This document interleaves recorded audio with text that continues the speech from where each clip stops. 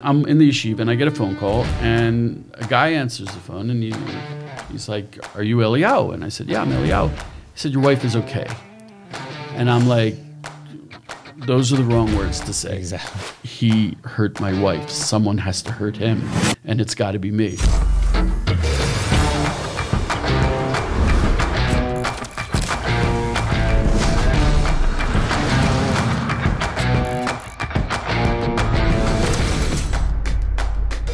Hello and welcome to a special edition of the Israel Guys. We are doing something a little unique today. I have a good friend here in the studio, Eliyahu Berkowitz, all the way from the Golan, but a former, lived in Judea and Samaria for many, many years and an ardent supporter. Here on the Mount of Blessing in the studio here in the biblical heartland of Israel. Happy to have him here today, and this is a really special episode because we don't normally do stuff like this, but when we have such good friends here on the Mount of Blessing in the studio, we can't pass up the opportunities. He wrote a book. It's called The Master of Return and the 11th Light. He's a prominent writer. You've probably seen his work. If you haven't heard of him, you've probably seen him. He writes for Israel 365 News, formerly Breaking Israel News. So if you followed any of those guys, you have definitely seen his articles. Prominent writer. So this book is actually stories from his life. We will get into that here in a minute. Written kind of in a fictional account, but he told me 98% of it is absolutely true. So we're going to get into a little bit of that, but I want to introduce you to him. So Eliyahu, so great to have you here in the studio. Thanks so much, Luke. Let's just start off a little bit of your background because you come from the United States, if people can't tell by your accent. Tell us about a little bit of your life then and then how you made aliyah to Israel. Sure. I was raised in not a religious household, conservative Jews, and in New Jersey. And after I dropped out of college, I went to Manhattan and I was working in fancy French restaurants, learning how to be a chef and eventually being a chef. And after about 10 years of that, I was finding that I wasn't happy and I didn't understand why because I was living my dreams. And I took a short vacation, followed the Grateful Dead around for a while. And at the end, I realized that I guess I got a voice was telling me that I was living the dream, but it wasn't my dream. And the voice said, you know, you always thought that when things got really bad, you'll move to Israel. And so I said, oh, look out. So I moved to Israel. And I moved to kibbutz Eliyahu in the Jordan Valley, which I was totally, not only not religious, I was anti-religious, and I was hanging out with bikers and had long hair and tattoos and earrings. And so when I got to Eliyahu... So this is when you moved to Israel. So would you say you're Jewish, you weren't very connected to your Jewish identity? I was totally disconnected from anything Jewish. But yet you had something that drew you to Israel. Yeah. Maybe because there was a difference between Israel and Jewish in my head. And also, I think it was self-hatred. I didn't think that I was worthy to live in Israel. Israel was a great place, and it is. And when I came here, it exceeded my expectations. And so I showed up on this religious kibbutz, and they were beautiful people. And they said, wow, you're a classically trained French chef. Great. So we need someone to raise the baby cows. Wow. So I went into the dairy shed, and I spent 4 years raising dairy cows. And I don't have to tell you, but if you come to Israel, nature is a direct connection to God. And raising the cows, living on a farm, on a kibbutz, my soul, I was getting a start, heart of flesh, and being put back into me. And I became a different person. During that time period, I also did a very short stint in the IDF, where I was trained to be a combat medic, which is also another thing I never imagined myself doing. I was a former hippie, and I'm like putting on army uniform, running around with that. But to be honest, going into battle with Band-Aids kind of it suited me. It made it easier. Yeah. Well, it was like, it didn't make sense. And right. If it doesn't make sense, I'm cool with it. So, as a little bit of an aside, because now you work in journalism, you write, news stories and stories from Israel that go out to hundreds of thousands around the world. Would you say that's where you got like a little bit of your experience and taste in the Israeli-Palestinian conflict and seeing it firsthand as well? Well, okay, I want to this gives me a chance to throw out a disclaimer. The book tells about my experiences after kibbutz, because kibbutz, you only meet the kibbutzniks, but then I moved to Bat Ain in Gush Etzion. It's about halfway between Jerusalem and Hebron. And it's very much what people would think of as a settlement. Right. And they were very serious about not having a fence. They said Jews should not be behind fences anymore because we've been behind fences and it wasn't good for us. And this story tells a lot about that. And it tells true accounts of how the Jews who live there work very hard to connect to God. 100%. And there's a guy I just met this morning, and we don't connect on a lot of levels, but he lives here in Har Bracha.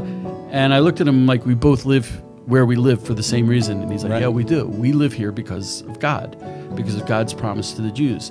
And his promise was not like, I'll give you a big gift. His promise was like, you guys have to do this. You guys have to live in this land. I'm giving it to you. And when God gives you a gift of land, you live there. Right. So we all went to live there. And the reason, and I wrote in this book about several of my dear friends who I had to watch them die. And why does the world why does the world justify killing Jews in Judea and Samaria? Because we're doing God's will. And when you do God's will, people are going to try to kill you. So you moved to... I moved to Bat Ain. And this is where you start getting... is this where you start connecting more to your Jewish identity and your heritage? On kibbutz, I cut off my long hair and took out my earrings. What I wanted to say is this cover is actually me. I had been in yeshiva for a couple months. I'm wearing tefillin, I'm blowing a shofar. This is the Bat Ain overlooks. But the thing was, my parents said, we want a picture of you. We want a recent picture. We've been in Israel 5 years. We want a current picture of you. So I took a picture where they didn't see my face because I had a beard down to here and the big fluffy payas, and I didn't want them to know that. I didn't want them to know I was getting too extreme. So I took a picture without my face. And that's really why I started learning in yeshiva. And the book actually gives an inside look of waking up before dawn to jump into ice cold springs to serve God, to be more pure, running out to the woods to pray to God, seeking out spiritual mentors, very holy people, and some of whom were murdered. Crazy. And also raising your family there, which is also, I'm living there, and I got married, and my wife was there. I tell a little bit about how she was attacked by an Arab with a knife. It's a totally true story. Can we share that story? Because it's just, sure. When I read it, I was like, it was, and especially as it's 100% true. It's it's straight up miracle. I also tell about having to report the death of Ari Fold, who was a dear friend. That really happened. You can see it in the news. A lot of people know that name and remember that story because it wasn't that long ago. Right, but what do? You read it in the news. Ari, he was my buddy, and he used to give me rides to work, and then I have to write in the news about how he was killed. So the story is this: I got married when I was 39, I was dating seriously for many years, and I was having a lot of difficulty finding my wife. So I found my wife, and we get married, and we're living in a little caravan on the side of a hill, a pretty messed up caravan, but we were happy. And my wife got pregnant. She was 7 months pregnant, and she had to go to her ultrasound in Jerusalem. So she went to the bus stop to go to she was taking a tramp to Jerusalem. And I'm in the yeshiva, and I get a phone call, and a guy answers the phone, and he's like, "Are you Eliyahu?" And I said, "Yeah, I'm Eliyahu." He said, "Your wife is okay." And I'm like, those are the wrong words to say. Exactly. So I ran out to Tzomah Gush. I got there before the ambulance, and it was a crazy scene. And there were the police, and there was this little ugly man sitting there with his hands behind his back, and he was sitting on the curb and surrounded by cops. And I just remember walking and not thinking, saying, "He hurt my wife. Someone has to hurt him, and it's got to be me." And fortunately, they stopped me. And some guy's like, you have to go to your wife. Right, yeah. And I'm like, you're right. So I walked over to my wife. She was sitting in a car with someone else's T-shirt on her. And the ambulance hadn't got there. I was a medic in the Army. So she lifted up the back of her shirt. And the one thing you know about stab wounds is they can be very small and finish the person. Right, yeah. Depending on how deep they are. Or they can be huge and it's just, tailor work. They got to sew it up. So you don't know what you're looking at when you look at a stab wound. But I looked at my wife's back, and her back was covered with these tiny little red, the knife went in just the tip, like 2 millimeters. It wasn't a red mark when she got hit. It was cut, but like 15 of them all over her back. And she had a cut on her arm. And it turns out that the Arab, she was waiting for the bus, and the Arab had come up behind her and started stabbing her in the back. She was 7 months pregnant. And the knife broke into 3 pieces. I saw the knife on the road next to the curb, broken into 3 pieces. It was a big chef's knife, like this big, kitchen knife. It was broken into 3 pieces. And so then what happened was she fell down, and what we do is when we know we're leaving the world, you say the Shema. Right. And she said, I feel really stupid. I hope my mom doesn't find out about this. And I'm saying the Shema. And he literally sat on her back and stabbed her a dozen times, and the knife didn't go in. All it had was those little red marks that ripped up the back of her shirt, went into her back. This is an adult Arab terrorist attacking a woman who's on the ground, wearing a sweater in August, stabbing her with a knife that's the second knife was also and the knife didn't go in. That's now I want to add the disclaimer that this was during a period of time when very holy people were dying. Right. You can't sit there and say, oh, she's an amazing, my wife is an amazing lady, God bless her. I don't deserve her, but I'm willing to go with it. If God wants to let me do this, I'll do it.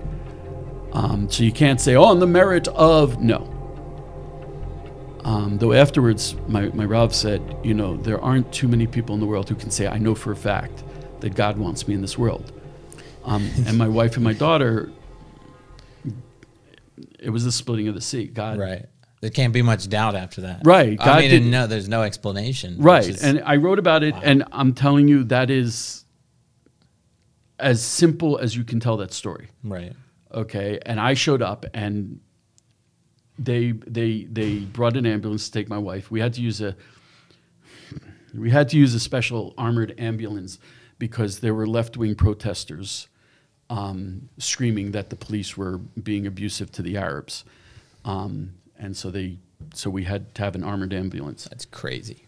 And we showed up at the hospital, and my wife, it looked really bad because my wife put the sheet over her head because she didn't want her parents to recognize her. Well, because you knew it'd be all over the news. But meanwhile, when I got off the ambulance, all my friends saw me and said, you were at the hospital? And I'm like, what are you going to say? They recognized me, and I'm there, obviously there with my wife. And we went into the emergency room, and everything was like, oh, people are running around. And literally like 4 minutes later, we're standing there alone because all the doctors were like, she's fine, and walked away. Nothing's wrong. And I'm like, a little antiseptic or something. Yeah, at least clean this up. Yeah. So I ended up cleaning off of the back, and then they did an ultrasound because she was 7 months pregnant. Right, and yeah. My wife was like, this was when I was supposed to be here for my appointment. It was like the exact same time that she was at her appointment for the ultrasound. And they kept her overnight because they said the baby is too quiet, which is not what you want to hear. Right, yeah. And just as an aside, someone pointed out to me, this whole abortion argument that it's a clump of cells, oh no. Right. Oh no. My daughter, my wife, of course, the problem is my reaction to the whole thing was, I got everyone's back. Everyone is back, and nothing happened. So, so I never really related to the trauma that my wife went through, and she didn't get the support from me she needed. But as my daughter was growing up, she got touched by evil when she was in the womb. She was touched by evil. It was not a clump of cells. Wow. It was my daughter. And we've been coping with that. And thank God she's grown into an amazing young woman. Wow. But she was touched by evil. With the And that's trauma, why- yeah. I mean, that's I mean, crazy. 7 months. And that's why she was quiet in the womb. She had been touched by evil. Wow. That's, I mean, it's hard to even know how to react to a story like that, Right. but especially knowing that it's just 100% And true. you know And something? these are things that when happen. when I yeah. finally, and we hadn't spoken about it for a very, very long time because my wife didn't want her parents to know about it. We didn't tell my daughter until she was, I think, 15 or 16. Wow. And my wife couldn't tell her. She asked me to tell her. So I sat her down and I told her, this is how you came into the world. And her name is Hodaya Bracha, which literally means, Hodaya means thanks to God. And Bracha means blessing. And the reason why we call her thanks to God is because I have to thank God for the miracle he did. Yeah. And she didn't find out until much later. And I finally also told my sons when they were teenagers because, I mean, what do you say? You know? Right. And I want to emphasize that even though I write about things like that, I have no hatred for Arabs, no ill will to them. I wish they would act like good people. But I have no ill will towards them. I don't want to, I'm not like, get rid of the Arabs. They're, you know, I mean, it's God's land. Okay. But, you know, if they want to live in God's land, what am I going to say? But to not, also I want to say, when I went around to publishers, I'm glad you brought this up. Yeah. This is why I want to compliment you. When I went around to publishers, I have to give a shout out to my publisher, Guido and Ariel, and RootSource. Publishers had You would think this would be a story that a publisher, I mean, a book like this would be something a publisher would want, right? It's not a big book, but I mean, you read it very quickly because it's like, it is to the point, telling the story. Well, it's gripping, yeah. This is what happened, no frills. And so you'd think publishers wouldn't want to do it, but the publishers had no shame, no problem telling me, you know, we're not going to publish a book about Jews being attacked by Arabs. But if you know of any manuscripts of Arabs suffering under the occupation, anything will print. That's it's true in the movies that, I mean, there are absurd movies that win awards because they tell about the occupation.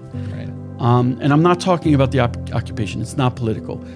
It's your story. I mean, it's a story of a Jew living in Judea, right? Which is a story about God. Exactly. Which is a story about the Jewish people. And a story of miracles. And the story of miracles. And no publisher wants it because it doesn't fit the narrative, right? And because they don't, the narrative being there is no God and the Jews living in Israel. They want to tell me that I lived in Bat Ain because I had a convenient and fresh supply of Palestinian children to eat for breakfast.